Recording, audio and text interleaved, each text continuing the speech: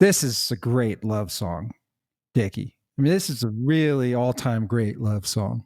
That's really funny because it was kind of like when we wrote the song for George Strait. A friend of mine, Danny Mayo, who was a writer on this, he died a few years ago, but he came over to my house one night. He said, I got this title. I don't know what to do with it, but I love the title. And I said, what is it? He said, The Keeper of the Stars. And I said, wow. And you know, Doug, when he said it, I said, I don't know how these little things pop out, but I said, it was no accident, me finding you.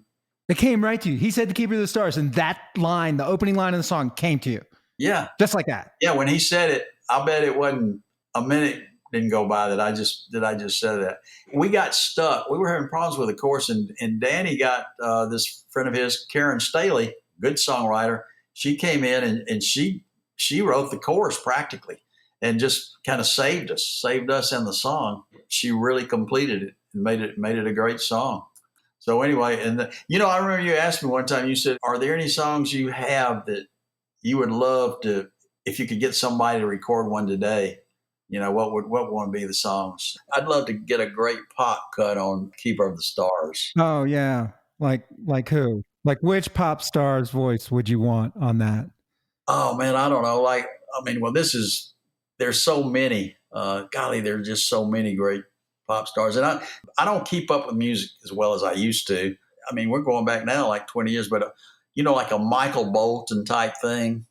Or like even a Michael Bublé, or I could even see like a Christina Aguilera type, Yeah, yeah.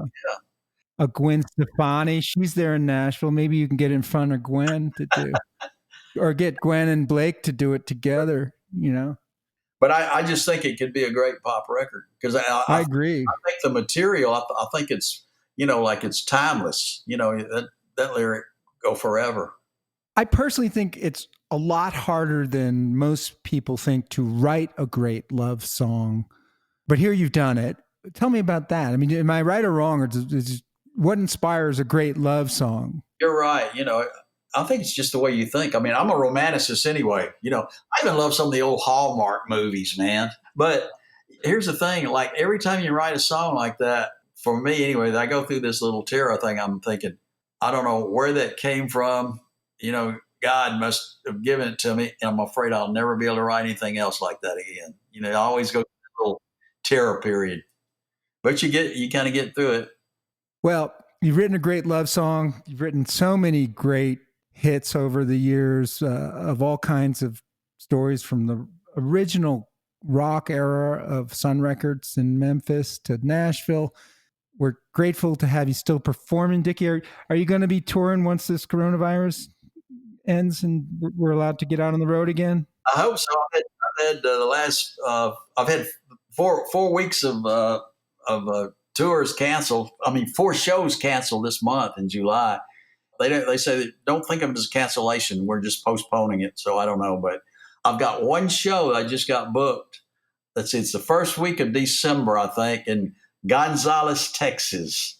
Okay. That's my next show that I know about. We'll see what happens.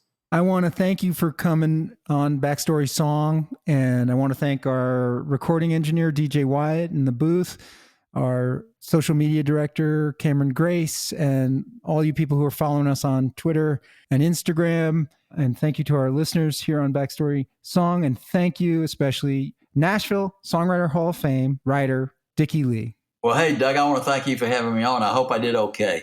You did great. Keep writing songs and keep playing. We'll get to see you in Gonzales, hopefully in December. I'll be out there until I fall over dead, and say hi to your listeners for me.